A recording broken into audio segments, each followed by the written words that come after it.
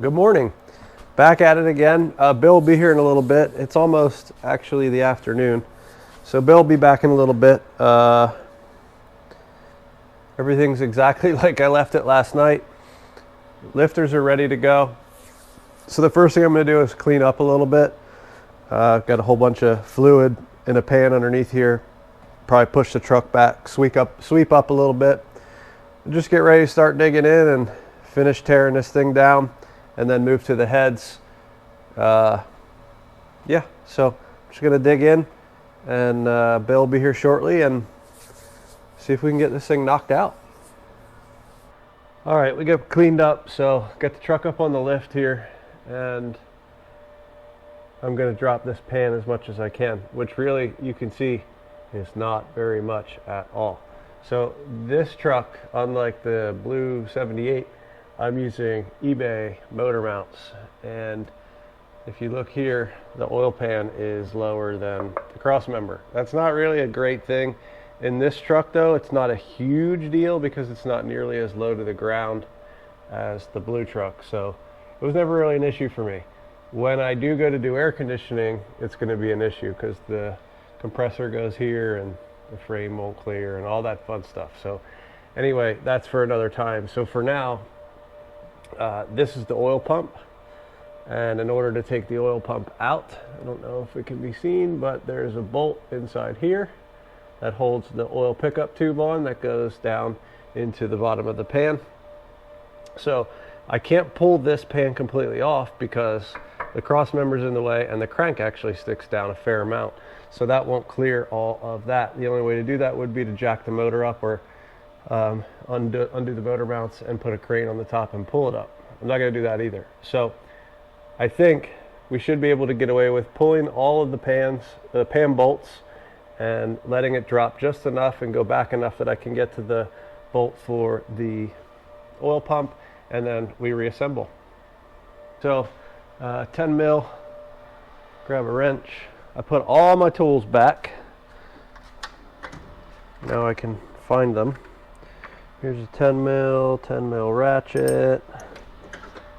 We'll start with the wrench here because, well, get a ratchet wrench on there, I guess.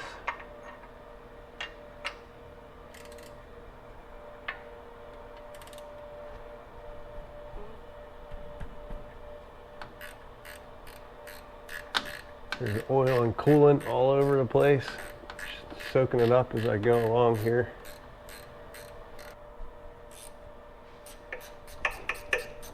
And this is pretty simple.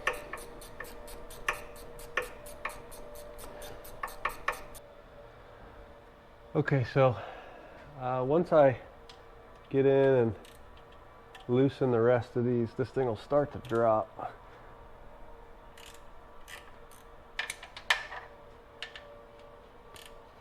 And I really, oh, you know what? Like an idiot, I almost dropped the pan and I didn't drain the oil. So that would have been dumb, stupid. Anyway, we'll drain the oil quick. Oh, wow. Throw a breaker bar on. A little overkill, but okay. There we go.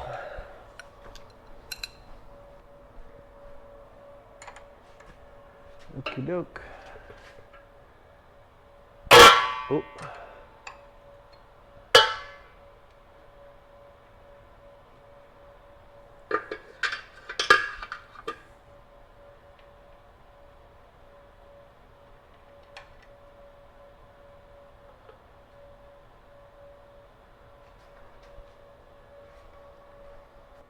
Not too bad. Just a very, very little bit of funk on the end of that. I always like to use a magnetic plug, so anything that might be in there, tiny little whatevers, get held on to the plug itself. But that was real clean. Oil's not even too bad. Probably due for a change, just given that it hasn't really been done since I did the swap. Got about 5,000 miles on it, 5,500 miles on it now. So yeah, that's fine. All right, while that's draining, I'll continue dropping the pan now that we have much less oil in it.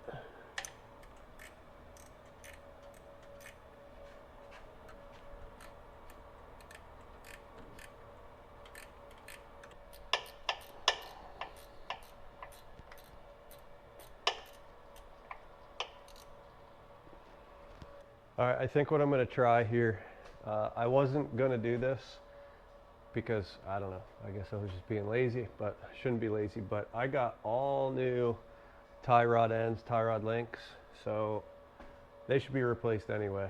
I'm going to take them out, and then by taking them out, that makes removing this bar here a lot easier. And if I take this out, it's just 2 bolts, and I already got to take them out to take the tie rod ends out anyhow, so we'll pop them off, and then it's this bolt and this bolt, or nuts, and then that bar will drop out, and that should give me enough to at least get to the bolt at the bottom of the oil pump.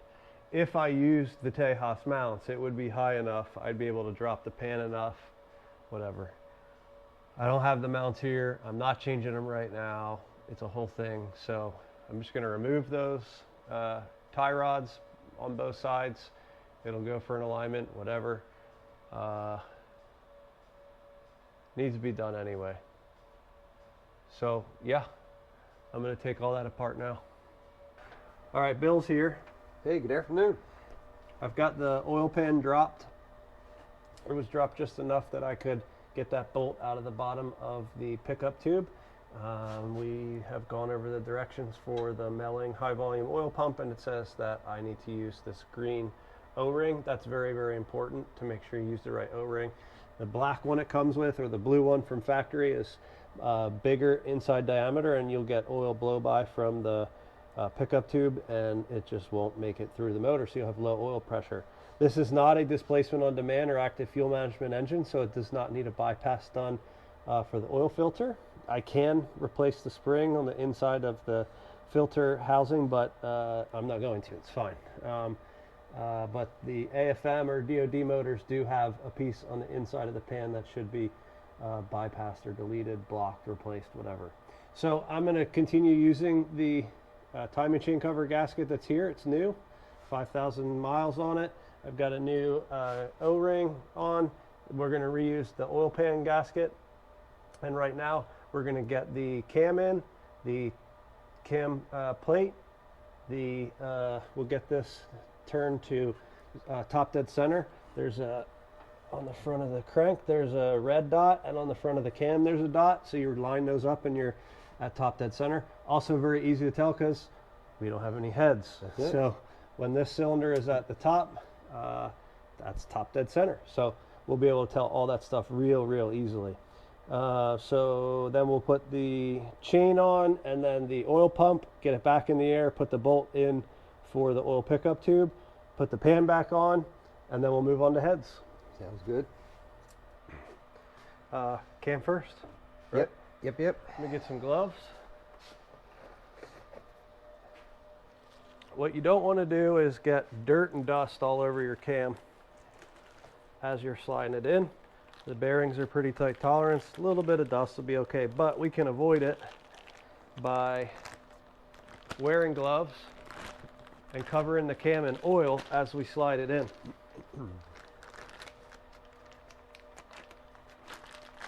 What I'm going to do is just take a little bit of this STP that we still have left in these bottles. There's still very little in them. Pour some in the bag. We'll pour it right in. Hold that here so you can see that. Yep, so we'll just pour this right in. There's not a lot in there, and this stuff's like maple syrup, molasses. Actually, Use it.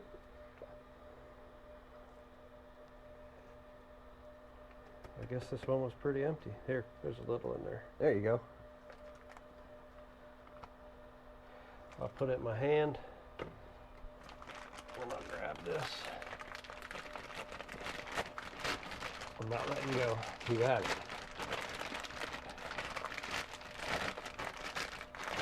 Oh, I got the cam.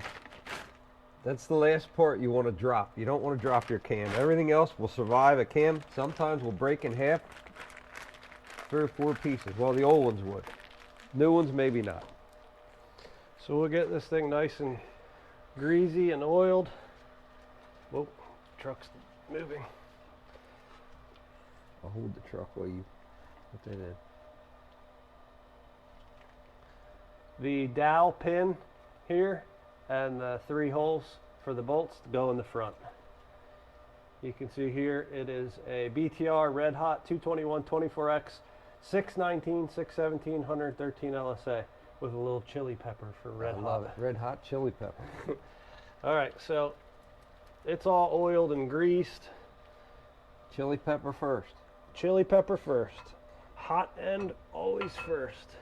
We'll go in nice and easy. Try to keep it straight. You don't want the lobes scratching your cam bearings. Yeah, actually, let me do a real quick overview on this before I put that in. So these are your lobes that the every 4 sections here, or every section of the 4 between the big lobes are for the push rods to ride on. So the push rod rides on this.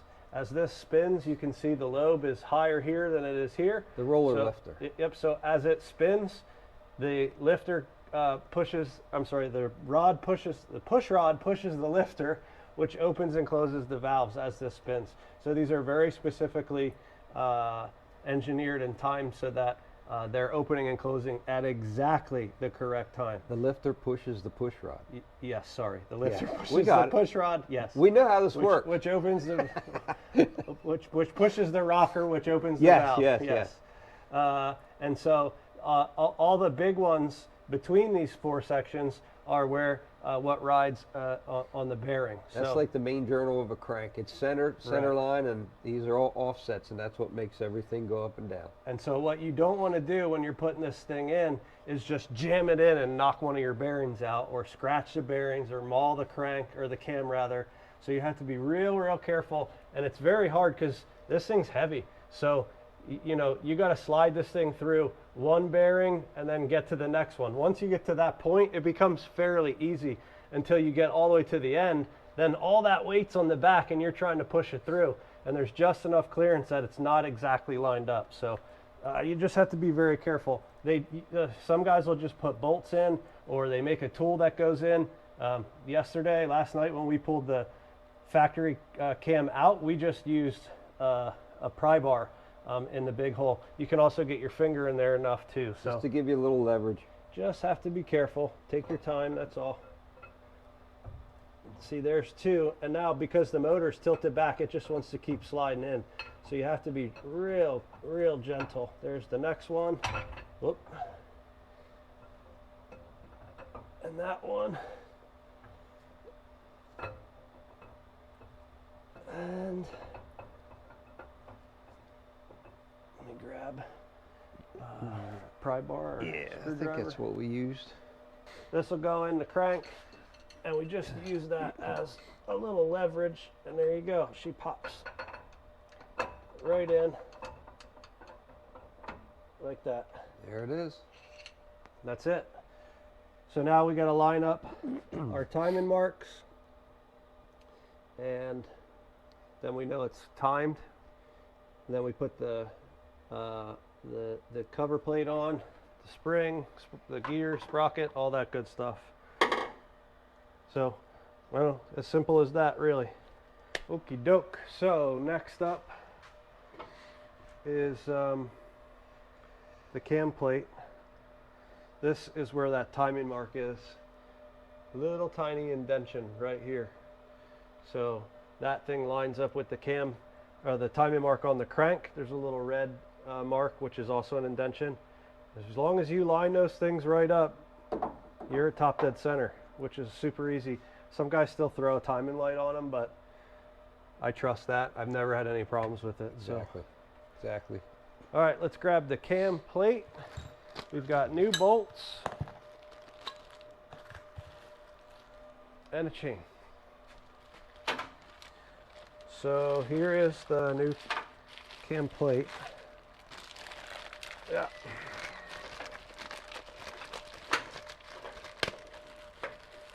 This gasket, feel that? Yep. It's elevated, right? Yep. Now, feel this one. Smooth. Smash flat. Yeah. So it's very important that when you have these things open and you're doing a cam swap, you put a new plate on. Do not try to save money by reusing your cam plate. You will tear this open again, guaranteed. There is you can't tell on the camera, I'm sure, but there is a big difference. I can't even feel that O-ring on this plate at all, and this one is raised. So At least 30,000. very important. Very, very good important. gasket. I also get a little oil on my finger and put it on this gasket just to keep it. Kind of like you're putting an oil filter on. Yep, same deal.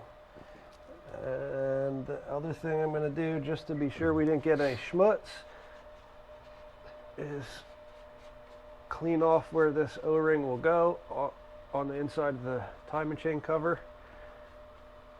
Like that, like so. Like so. And these bolts also, I recommend replacing. I think they're like $1.50 each or something. They're tapered and they fit perfectly in there. So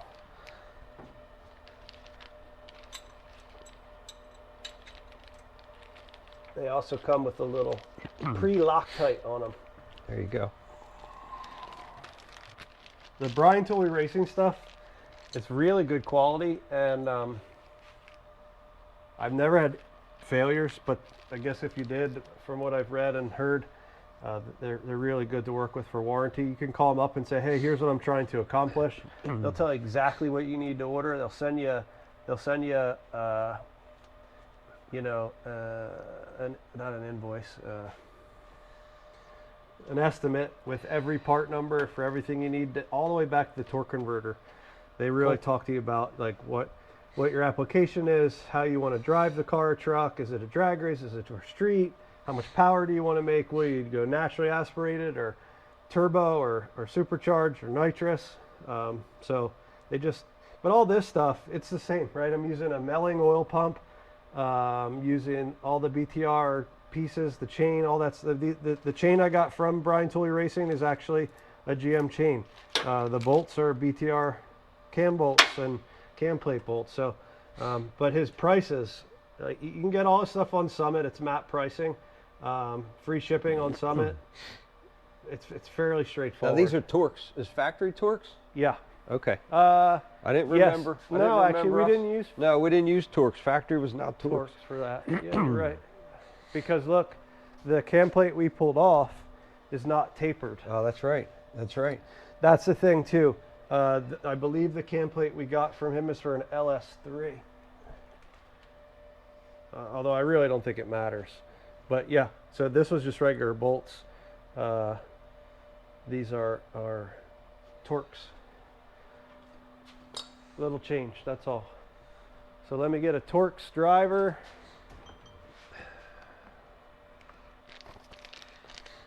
There's a website.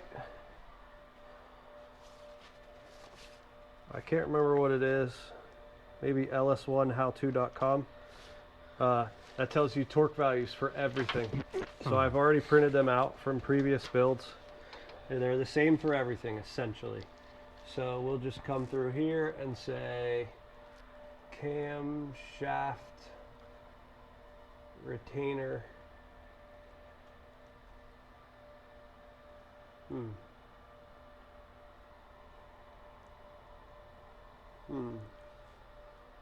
Yeah, camshaft retainer plate. Yeah, because then there's the camshaft sprocket bolts. Okay, so camshaft retainer bolts are 18 foot-pounds. All right. So we're going to 18 foot-pounds. Right there.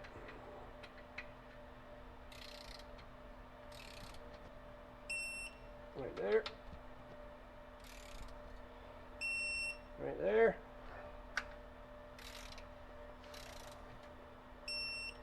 Check the last one.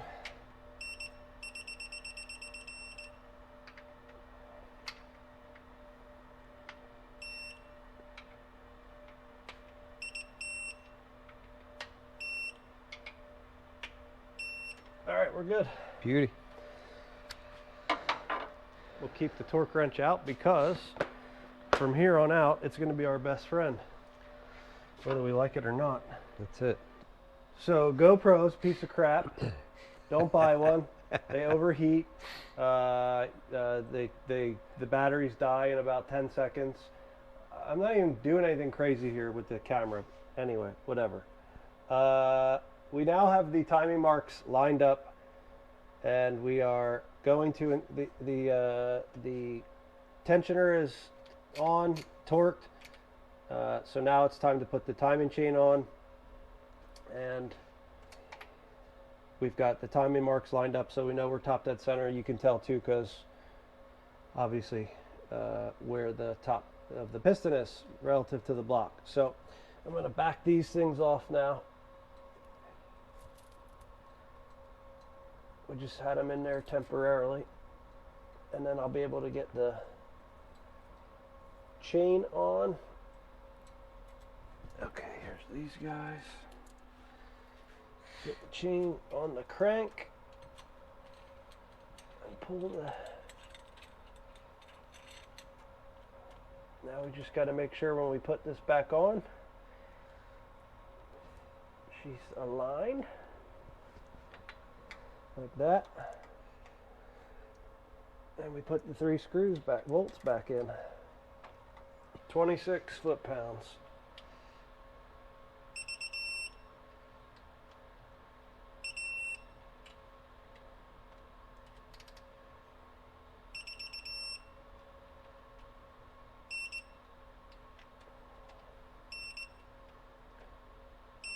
All right.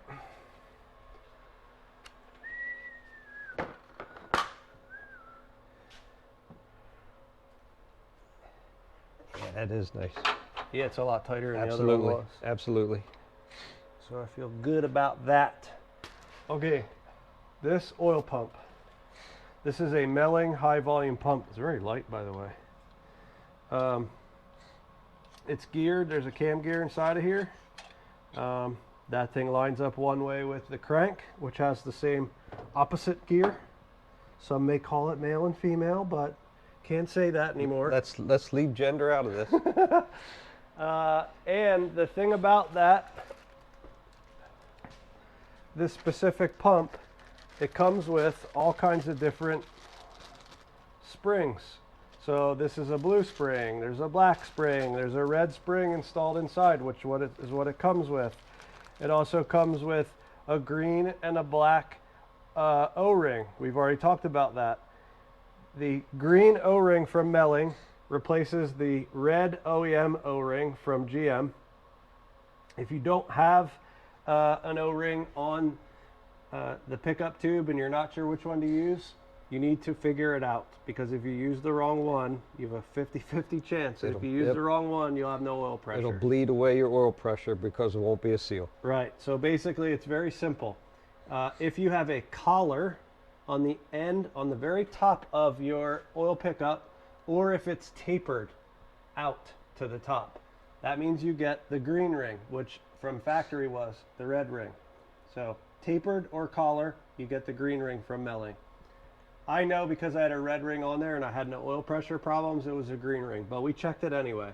If you have a straight pickup from the bracket to the very end, no taper, no collar, if it's just straight, it's a little bigger, a little bit bigger, and you get the black O-ring. If you use the green one where the black one is supposed to be, oil will blow by the pump and you will not get oil up into the top of the heads and you will blow up your motor. The black spring that the high volume pump comes with is very specifically for a Copo Camaro 427 block, I believe. I guess they need more oil pressure. If you want less oil pressure, I think by 15 pounds it said, use the blue spring. We are using the red spring because I don't want less oil pressure and I don't need another 15 pounds or 25 pounds, 15 pounds over the red spring Right. for the Copo spring. Because I already had 50 pounds of oil pressure with the factory pump that was in here. I probably could have just reused it, but here we are inside the motor. I'm not putting an old used pump Nope. back in. So I'll keep this stuff just to have it, because I keep everything because I'm a hoarder. Meantime, we have to try to get this pump aligned with the O-ring and the pickup tube on the bottom, as well as the gear for the crank.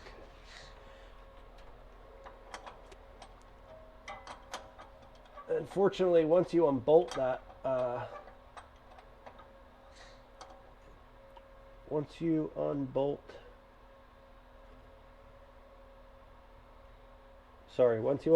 the pickup tube, this thing should go on pretty smoothly, because you can actually move the oil pickup tube down.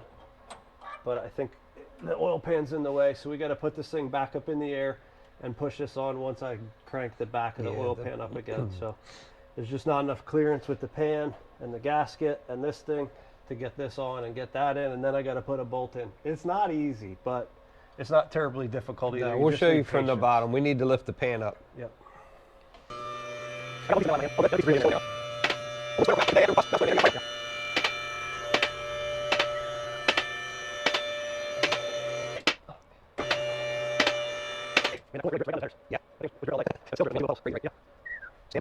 You can see the problem here now is that the pan itself,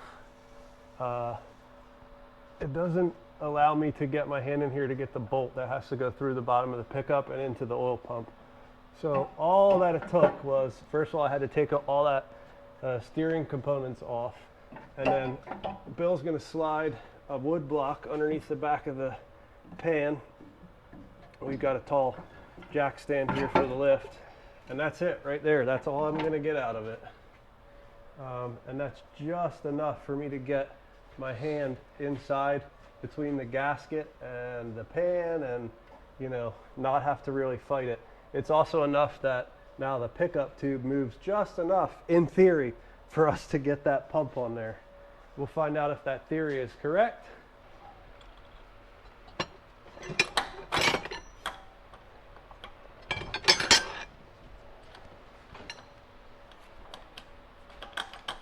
This will give me a little leverage, but it'll be gentle. Hang on 1 second. Go ahead.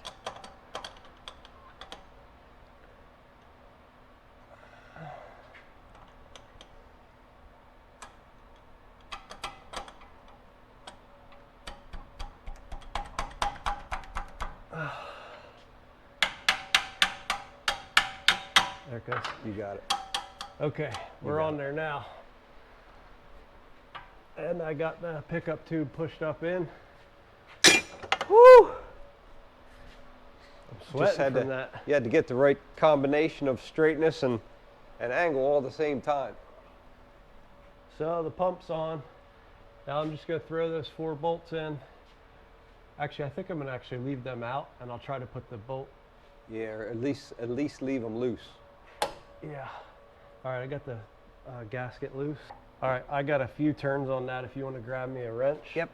I'm still not very confident. Oh no, it's actually, I got a lot of turns on it now. What was that, a 10? Yep. That right there is the hardest part of this whole thing. No question.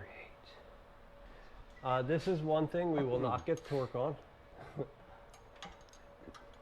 I am also not terribly concerned about it. We're just going to make it tight. I'll put those pump bolts in, get it lined up. Yep.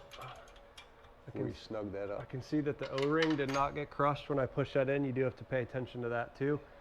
When the pickup tube goes into the pump itself, sometimes they can get a little crunched, but it went in perfectly. So, all right. There's also a procedure to prime the oil pump. We'll go over that right before we start it. If I'm being honest, I've never primed a pump after I've put them on, and I never had any problems, but we'll do it here for the sake of doing it right.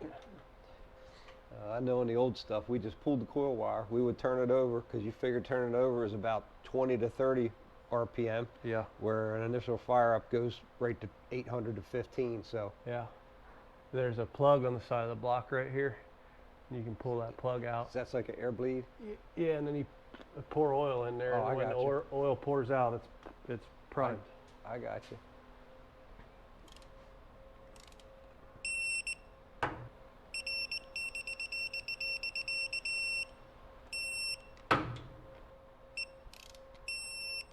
Okay, oil pump installed.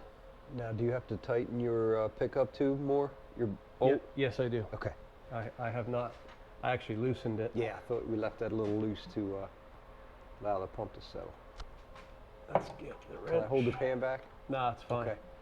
It was just when I was trying to get the bolt started. Got it. I didn't want to drop it, and I was holding the pan with the same Everything. finger I was turning it with. Everything. Holding the truck up in the air and the whole deal. The whole deal.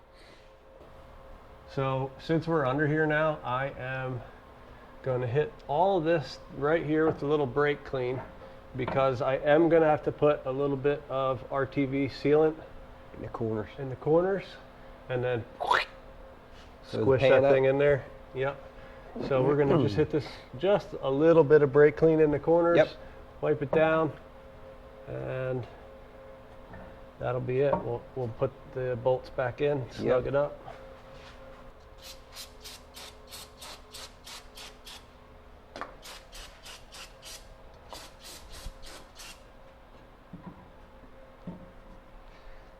Right there, I think you should be good. Yeah, these are clean. That was just the paint peeling off. Okay.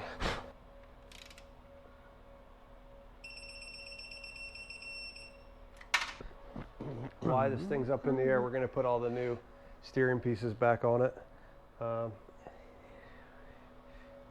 Starting with the drag link, which you want to put up in there, and then I'll get centered again. Yeah, I think so. Just what?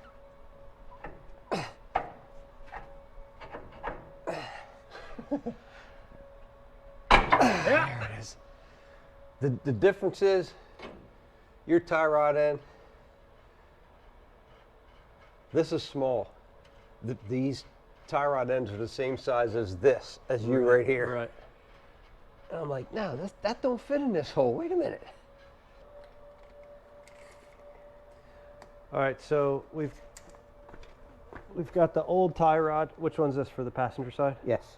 And then we've got the new one here that we just loosely assembled, and we got to make them match as close as possible. So when I take it for an alignment, it'll be real. At least, you know, we can drive it there. So when I look at this, I'm going from the end of the tie rod end, and I'm looking at the edge of this one. I'm looking at 17 3/4. So that's where we're going to set up this casting to that casting at 17 3/4. That way we'll know our centers are going to be about the same. And we can't measure these centers, reason being because these pivot. So the one accurate measurement we do have is from end of casting to end of casting, as close as we can get it for now. If you turn this should draw both of them in. Yeah, I'm just trying to get them I got you even to where it looks in there. close anyhow. Yep.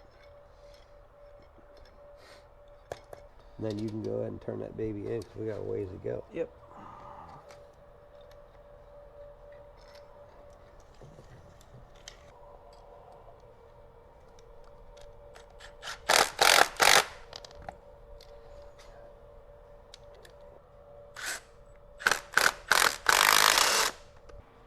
Turn toward the passenger side. Keep coming. Hold it right there once.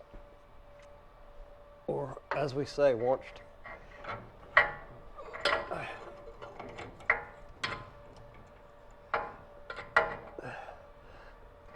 Hold on, buddy. We'll get this in while I'm here anyhow.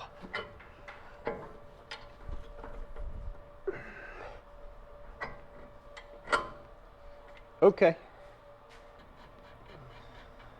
And we can finish the rest with a wrench. Yep. That one I hung on, and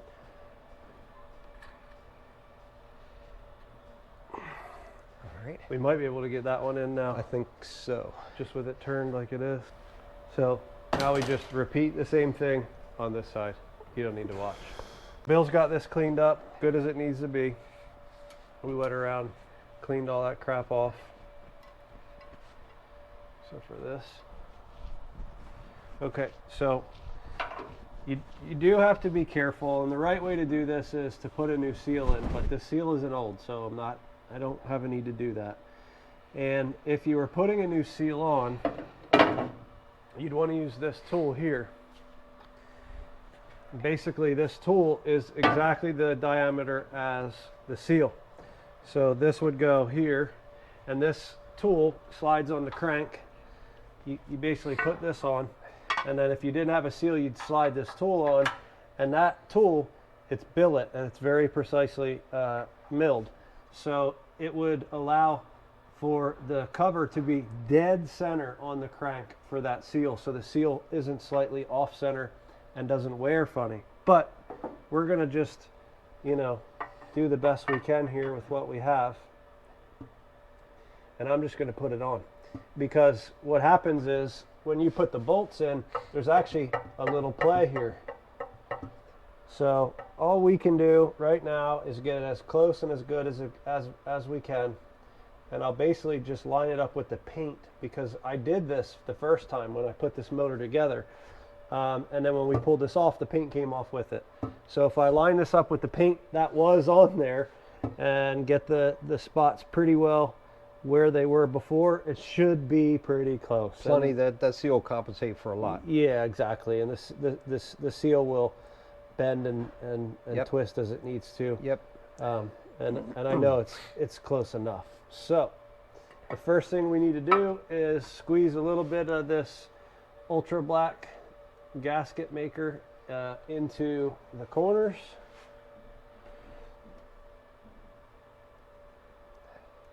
Don't be afraid to use it, although this is clogged up pretty good. That's great. There we go. Way too much. That's fine though. Perfect.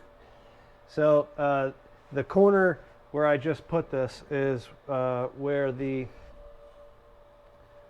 oil pan gasket and the front cover, timing cover gasket, come together right in that corner. And that, you know, there's rubber O-ring seals on the gaskets, but because of the way the gasket kind of snaps together there, it doesn't snap together, but there could be a small gap. So everything else will seal up fine, but those corners you want to do. I did the same thing before we bolted the pan to the bottom of the block. I just squeezed a little bit of that gasket maker in there too, so it's very sealed up. And Right, in fact, it was still a little tacky just now. Yep.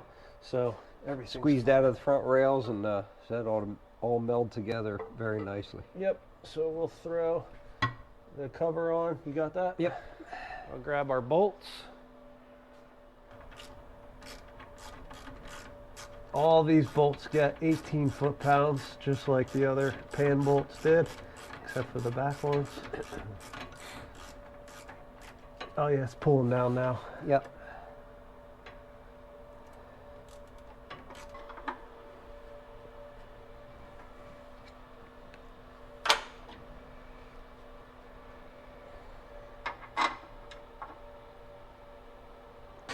Snug these things up.